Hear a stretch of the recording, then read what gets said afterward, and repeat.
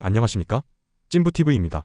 부동산 투자는 현재를 바탕으로 미래를 예측하고 미리 선점하는 거라고 좀 생각이 드는데요. 오늘은 그런 관점에서 미래의 신사선, 빌딩 투자에 대해서 한번 이야기를 해보도록 하겠습니다. 미래의 신사선 뭐 이거 안 하는 거 아니야? 뭐 이렇게 생각하실 수도 있고 그거 언제 하겠어? 라고 생각을 하실 수도 있는데요. 오늘 이야기를 한번 좀 찬찬히 잘 들어보시면 여러분의 투자 인사이트를 넓히는 데 많은 도움이 될 것 같습니다. 시작하도록 하겠습니다. 자, 지금 보고 있는 노선이 이 빨간색으로 된 노선이 바로 위례 신사선입니다. 보시면 위례에서 여기 101이라고 돼 있는데 있죠? 101이 위례인데 이 노선이 이제 신사역까지 이어지는 그런 노선이라고 보시면 될 것 같습니다.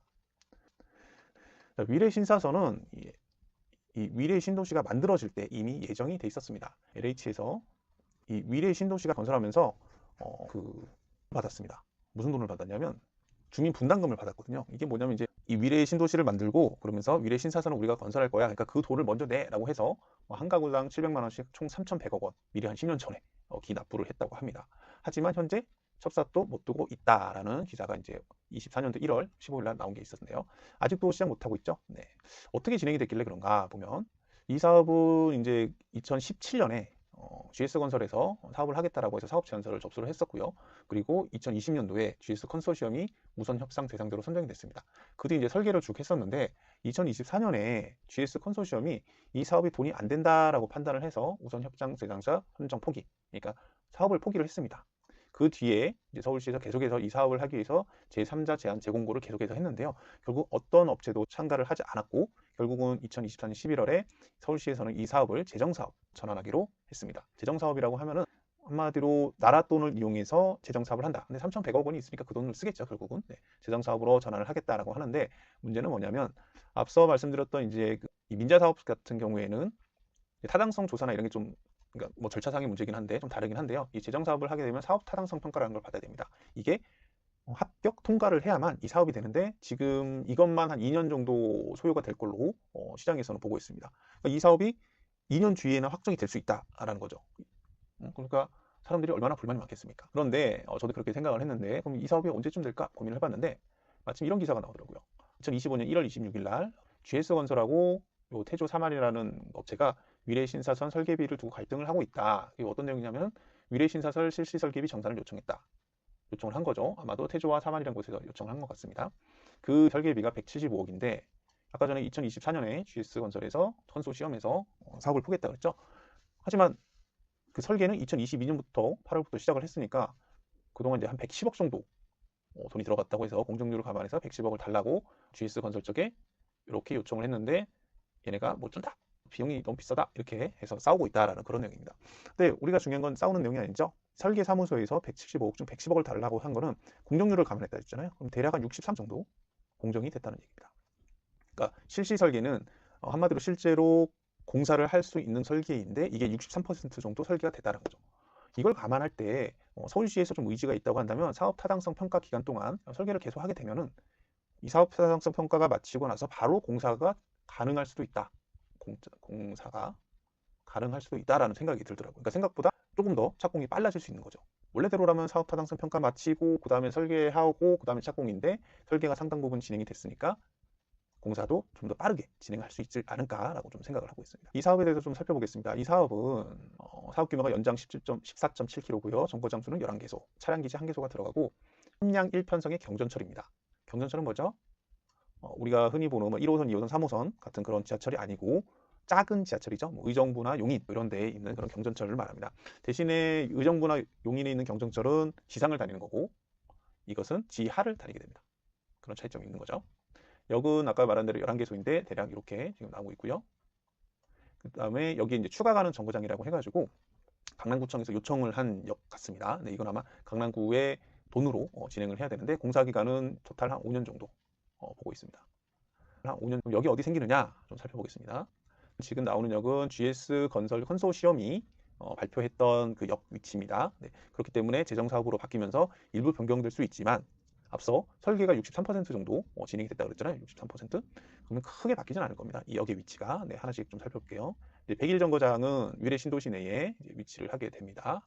뭐 당연하겠죠. 위례 신사선이니까. 두 번째 역은 102 정거장, 동남권 유통단지역이라고 하는데 뭐 정확한 건 아니니까요. 또 바뀌겠죠. 지도상으로 보면은 이 문정역이 있고 안쪽에 지하철이 들어가게 되고요. 경전철이 들어오게 되고 차량 기지가 이 소리공원이라는 데 지하에 건설되게 됩니다. 첫 번째 정거장은 가락시장역인데요. 103정거장. 8호선과 3호선이 지나는 가락시장역 옆에 이제 여기 하나 생기는 거죠. 네. 밑에 보면 올림픽 해밀리타운 있고요. 이제 가락농수산물 시장이 여기 있습니다. 다음은 104정거장 가락시형 역이라고 옛날에 만들었다 보니까 가락시형 역인데 아마 뭐 좀 바뀌겠죠. 이 헬리오시티 역이라고 할 것 같지는 않습니다. 헬리오시티가 있고 이제 밑에는 아까 전에 가락 농산물 센터가 있죠. 네, 도매시장 되게 가깝습니다. 아까 전에 거기랑 이렇게 오면은 한 정거장 차이인 거죠. 다음 역은 드디어 강남으로 들어오게 되는데요. 105 정거장인 하기울역 정거장. 기존에 있었던 이 여울역의 환승역이 될 것 같습니다. 환승역이 되고 여기 밑에 보시면 학여울역 일대 개발이라고 되어 있는데요. 이게 뭐냐면 여기 이제 세택이 있죠. 네, 세택을 지금 개발하는 계획이 계속해서 수립이 되고 있습니다. 확정이 된 건 아닌데 아직 확정은 되지 않았지만 강남구와 서울시에서 이 세택을 어떻게 개발을 할지 계속해서 논의를 하고 있다. 그래서 언젠가는 될 가능성이 굉장히 높고 다만 시기적으로 문제다라고 보시면 될 것 같습니다. 다음은 이제 106 정거장인데요. 이제 106 정거장과 107 정거장은 삼성역과 봉은사역 옆에 위치적으로 보면 대략 이렇게 되겠죠. 이렇게 정거장이 생기는데 지금 보다시피 역과 역 사이가 너무 가깝습니다. 그리고 이 밑으로 지금 영동대로 통합개발계획이 잡혀 있어서 공사를 한참 하고 있는데 이 두 개의 역이 합쳐지지 않을까 싶습니다. 굳이 이제 지하가 개발이 되면은 아마 여기서부터 여기까지 환승이 될 것 같아요. 걸어서 환승이 되기 때문에 두 개의 정거장을 놓지는 않을 것 같습니다. 바뀌지 않을까 싶어요. 네. 그리고 국제교류 복합지구와 영동대로 통합개발계획에 대해서는 이제 별도로 만든 자료가 있습니다. 그 자료를 좀 보시는 걸 좀 추천을 드려요. 네, 여기서는 간단하게 설명만 하기 때문에 보시면 되고 그리고 다음 정거장은 있죠. 108 정거장 7호선 청담역 옆에 이렇게 생기게 됩니다. 청담역 비싼 아파트들 많죠. 비싼 빌라도 많고 네, 그런 지역에 이제 하나가 더 생겨나는 겁니다. 다음 역은 이제 추가역인데요. 확정된 건 아니고 이제 강남구에서 아마 요청하는 것 같습니다. 위치적으로는 대략 여기에 생기게 되고요. 참고로 이렇게 동부간선도로 지하화가 진행이 돼서 이 앞에 이제 IC가 하나 생기게 되거든요. IC가 하나 생기게 돼서 여기보다는 조금 앞에 생길 것 같습니다. 뭐 두 개가 이제 맞물리면 좀 그러니까. 그래서 이쪽에 이제 동부간선도로 지하가 된다.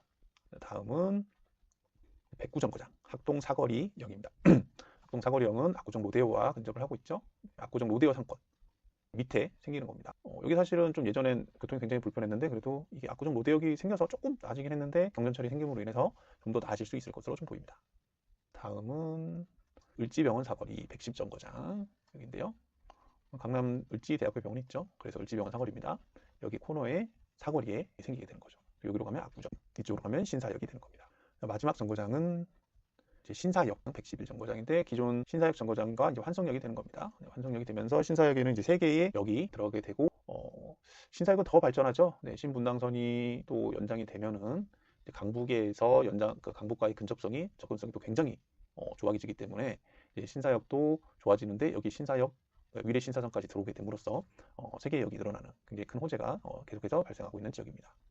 그래서 이쪽 대로변으로 건물도 엄청 생기죠. 네. 지금까지 역에 대해서 말씀을 좀 드렸는데요. 자, 우리가 빌딩 투자 이런 거를 생각을 한다면 여기 노선에서 가장 중심적으로 봐야 될 때가 어딜까요?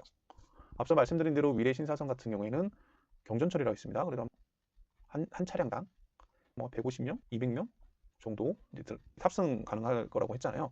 그러니까 작은 겁니다, 굉장히. 그죠? 이 경전철이 원래는 처음 도입될 때만 해도 부동산 시장이 굉장히 좀 영향을 많이 미칠 거라고 사람들이 봤어요. 그래서 용인이라든지 뭐 의정부라든지 뭐 우이 신설선인가요? 아무튼 우이선인지 그런데 경전철이 생겼는데 나중에 보니까 경전철이 있다고 해서 집값이 오르는 게 아니더라고요. 그 지역들. 네, 땅값도 거의 안 올랐습니다. 하지만 그런 관점에서만 보기에는 이 노선이 좀 다르죠. 네, 이 노선은 일단 강남을 가로지르고 있는 그런 노선이기 때문에 기존의 경전철 노선을 생각을 하면 좀 안 될 것 같아요. 이 보는 관점에 따라서 투자 포인트가 달라지는 거죠. 만약에 아파트를 생각을 한다 그러면 우리는 생각의 시점을 위례에서부터 생각을 해야 됩니다. 위례에서 생각을 해야 되는 게 맞는 거고 빌딩이나 이런 투자를 생각을 한다 그러면 신사역부터 시작을 한다고 생각을 하면 되는 거죠. 정반대의 관점을 좀 가질 필요가 있다라는 생각이 좀 듭니다. 좀 더 자세하게 말씀을 드리면 빌딩 투자라는 게 결국은 땅값이 올라가는 거를 기대를 하는 건데 땅값이 올라가려고 그러면 어떻게 되죠? 땅값은 결국은 사람이 늘어나든지 차가 늘어나면 가격이 오르게 됩니다. 그죠? 한번 볼게요. 이 경전철을 사용할 사람들, 이용할 사람들 한번 생각을 해볼게요. 첫 번째, 신사역에 오는 사람들이겠죠. 신사역은 어디죠? 위에서 강북에서 내려오는 사람들, 또 서쪽에서 오는 사람들, 그 다음에 신분당선을 통해서 남쪽에서 오는 사람들이 이용을 하게 됩니다. 자, 7호선, 그 다음에 여기 보시는 여기도 환상역이 되죠. 7호선 같은 경우는 어떻습니까? 역시 강북에서 오는 사람들, 그 다음에 서쪽에서 오는 사람들 많을 거고요. 그 다음에 삼성역, 봉은사역, 봉은사역 같은 경우에도 9호선이 서쪽에서 오는 사람들 많죠. 그 다음에 동쪽에서 오는 사람들, 그 다음에 삼성역 같은 경우는 2호선이 지나가고 있고 강북에서 오는 사람들과 서부에서 오는 사람들이 많이 이용을 합니다. 그럼 기존에 이 사람들이 이런 데를 이용하기 위해서는 어떻게 해야 됐죠? 이제 내려서 뭐 버스를 타든지 이런 식으로 갔었어야 됩니다. 그러다 보니까 제 생각에 이 경전철이 생김으로 인해서 위례 신사선이 생김으로 인해서 이제 제일 혜택을 받는 지역은 요 두 지역 중심으로 좀 봐주시면 좋을 것 같습니다. 위례 신사선이 물론 영향력이 있긴 하지만 기존의 역들이 있는 데는 그렇게 크게 영향을 주진 않을 것 같아요. 이미 사람들이 뭐 많이 이용하고 있었고. 그런데 이 두 역 같은 경우에는 3호선 타고 온 사람들도 이동을 해서 이 역을 이용할 수 있고, 신분당선 타고 온 사람들도 이용해서 이 두 정거장에 갈 수 있고, 나머지 역들도 비슷하죠. 이렇게 갈 수가 있는 거죠. 그러니까 이 두 지역은 기존에 없던 교통망이 생기는 거다 보니까 앞으로 좀 투자적인 측면에서 봤을 때 눈여겨봐야 된다는 거죠. 그러면 저만 그렇게 생각을 하느냐? 당신만 그렇게 생각하는 거 아닙니까? 라고 얘기를 할 수가 있거든요. 그런데 이게 뭐냐면 강남구에서 현재 추진 중인 도산대로 지구단위 계획이라는 것입니다. 자, 지구단위 계획이란 게 뭐냐면 용적률이나 건축물의 용도 등을 미리 사전에 지정을 해서 민간의 개발을 유도한다는 게 뭐죠? 활성화시키는 거라고 생각을 하시면 될 것 같은데요. 지금 이미 강남구에서는 이 지역들, 요 지금 이렇게 점선으로 된 것들인데 이게 바로 지구단위 계획 예상구역입니다. 요 지역들을 앞으로 더 활성화시키겠다라고 지금 준비를 하고 있는 거죠. 예, 준비를 하고 있다 보니까 저만 그렇게 생각하는 게 아니고 강남구에서도 이 지역에 지하철이 들어올 거니까 더 개발을 할게라고 하고 있다고 좀 생각을 하시면 될 것 같습니다. 자, 이거는 이제 서울시하고 강남구하고 좀 의견 차이가 있는 것 같은데 계획상으로는 2025년 내에 지구단위 계획이 수립이 된다고 합니다. 또 이 도산대로변이 이 위례 신사선이 들어온 것도 있지만 앞서 얘기한 것처럼 동부간선도로 지하도 되고요. 그러면서 이 일대가 전부 다 이제 개발을 좀 촉진하는 방향으로 가고 있다고 좀 생각을 하시면 될 것 같습니다. 그래서 이 지역에서도 특히 을지병원 사거리 인근과 학동 사거리 인근으로 예상되는 지역의 이면 지역, 앞에 거면 더 좋겠죠. 근데 비싸니까 못 산다고 치면 우리 그 뒤에 있는 한 단계 뒤에 있는 건물들도 생각을 해보면 좋을 것 같고 투자적인 측면에서 접근을 해야 될 거라고 좀 생각이 듭니다. 자, 지금까지 위례 신사선이 어떻게 추진되고 또 어디를 투자하면 좋을지에 대해서 알아봤는데요. 위례 신사선이 사업 타당성을 통과해야 하긴 하지만 앞서 설명한 대로 설계가 60% 넘게 진행됐기 때문에 다시 시작하고자 한다면 시간이 많이 단축될 수가 있을 것 같습니다. 물론 사업 타당성이라는 평가라는 게 잘 되면 좋지만 또 사업이 지연될 수도 있거든요. 하지만 앞서 얘기했던 이 도산대로변 요 두 군데를 기준으로 해서 좀 중심으로 투자처를 좀 알아본다고 하면은 제가 봤을 때는 전혀 손해볼 일이 없다. 이 사업이 늦게 된다고 해도 여기는 강남에 위치를 하고 있기 때문에 기본적인 땅값 상승이나 이런 것들은 누릴 수가 있습니다. 그리고 투자 기간을 한 5년 정도로 잡는다 그러면 5년 안에는 착공을 할 수 있을 걸로 좀 생각이 되기 때문에 이 지역을 좀 눈여겨 보시면 좋을 것 같습니다. 그리고 제가 이제 다른 영상에서는 또 이런 데들 영동들 복합지구 이런 개발 계획에 대해서도 좀 설명을 한 게 있고 또 투자적인 타이밍이나 이런 것들을 이야기한 게 있는데요. 그것도 나중에 한번 좀 참고를 해보시면 여러분들 투자할 때 굉장히 큰 도움이 될 거라고 생각이 됩니다.